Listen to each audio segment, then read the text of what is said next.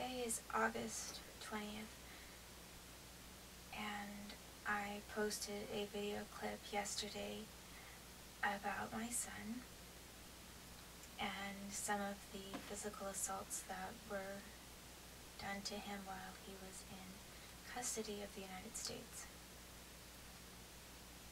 And my son at that time was 1.5 years old. I consider it to be in custody of the United States when the government decides to take guardianship of a child. He was illegally taken from me, and the case was fraudulent. We were in Canada at the time.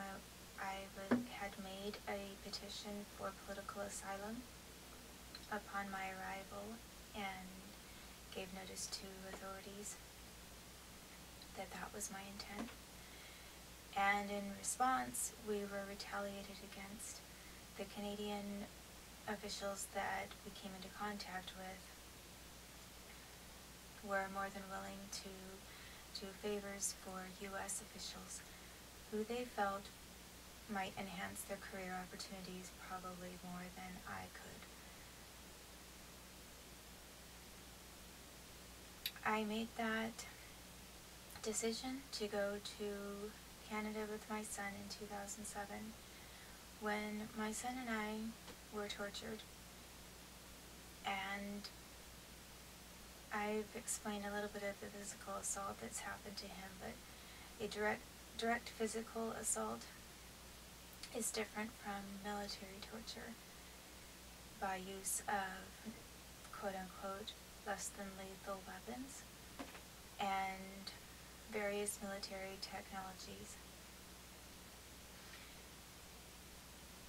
It may sound sort of sci-fi or crazy, and it's definitely not the norm to talk about things like X-rays, microwaves, gamma rays, lasers, long-distance projected lasers, or satellite technology that can facilitate some of these things.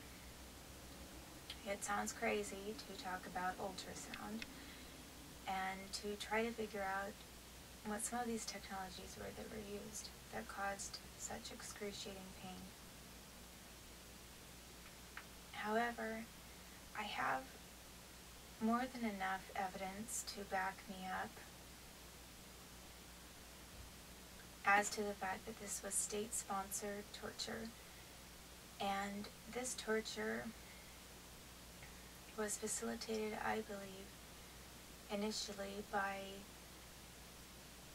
a surgery that I had in 1995. And up to 1995, I had worked as a babysitter, first grade teacher's assistant, and a nanny for many government-connected families. And I didn't know that at the time that I was their nanny. I've more recently discovered that. But the last families that I had been a nanny for were the Tabos, Brian and Lisa Tabo in then Bedminster, New Jersey. And from there, I was a nanny for Marilyn and Ken Cargman of Livingston, New Jersey. When I got back to Oregon, things began to change. I had people stealing from me, breaking into my house to steal from me, stealing my jacket out of a car across from my law office in downtown Portland, and a number of strange things began to happen at that time. I made I actually made an inquiry as to whether I could pay my taxes if they were never paid under the table, pay my own share, because I was nervous about not paying my own taxes. So I sent in a check to the IRS, and for whatever reason that check disappeared. It was never acknowledged, and I believe that it was to help the Tabos so that there was no documentation from a former nanny with a record of money from employment. And from there, I was definitely on a bad list. I believe that I was on a bad list prior to that because I had insulted the mother of a, I thought, boy at that time. He was in high school, I guess, and a young man, I suppose. But his mother was highly offended that I would not be his girlfriend because he was Catholic, and I felt that I would only be with somebody who I had an intention to marry, and I wasn't going to marry someone who was Catholic, so why would I date somebody who was Catholic? Because from the start I was a virgin, and I intended to wait until I was married. So therefore, if I was going to marry someone who was a Protestant Christian, then why would I be girlfriend to somebody who was not a Protestant Christian? And take it any direction at all. I mean, what was the point? I could be friends with him, but if I wasn't going to marry him, why get intimate or closer to someone? So his family took it very roughly, and I was blamed for his inability to sleep at night, and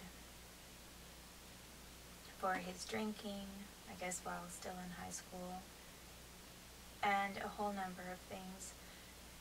His mother, I guess, probably seeing her son in such distress. I really am not sure how distressed he was, because he certainly found time to hook up, literally have sex with other women. I mean, I didn't with him, but he wasted no time to engage with other women. And yet, I was blamed and retaliated against, I feel, by his family that really hated me.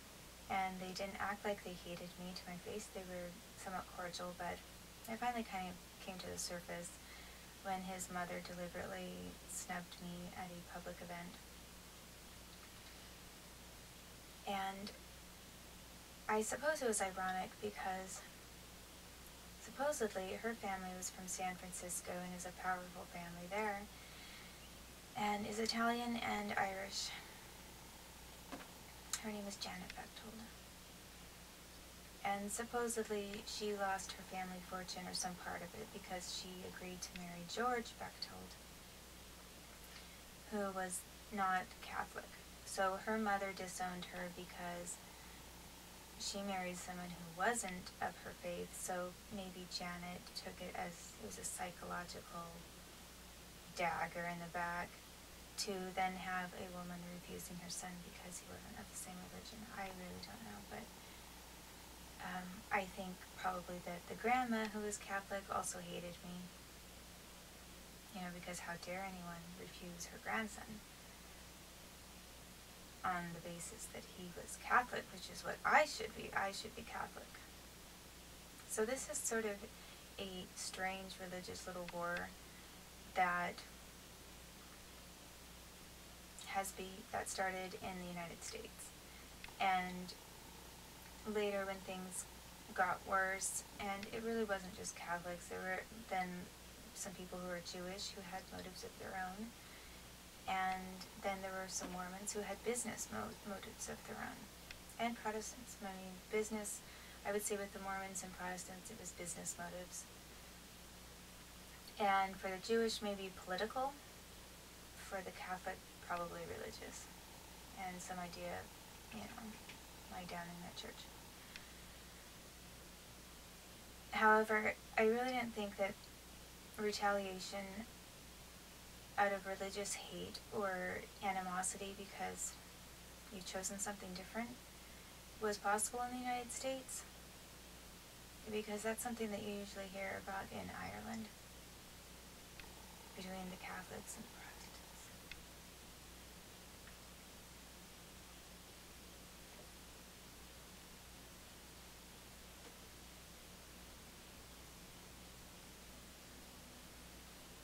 And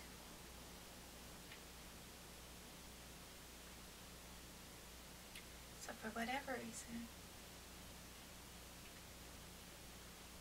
I was on a bad list, and I was being sort of blacklisted for trying to do the right thing, which I thought was staying legal with my taxes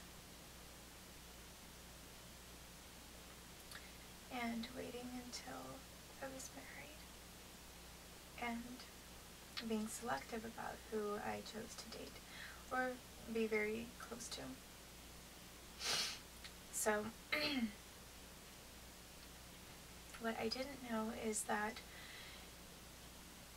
the backdrop to all of this was government, and I hadn't realized that the government was already involved in my life at that time. So when I began offending people who had connections to government, I didn't realize what a grave and serious mistake it was. Or maybe, I didn't make a mistake, it was just that they chose to commit crimes and they made the mistakes. And I didn't realize what a danger it was and what danger I was in. So I was then, after probably offending the Tabos for trying to report my taxes, I'm sure got back to them somehow, I was taking a trip to Nashville, Tennessee, and I sang and wrote songs. I thought that there would probably be a lot of musicians at that time. There was still quite a lot of the industry was there for recording, and I thought it would be fun to meet other musicians and see what happened. And that was in 1995. So I'm also skipping over some other things that happened before 1995, but I can go back to that.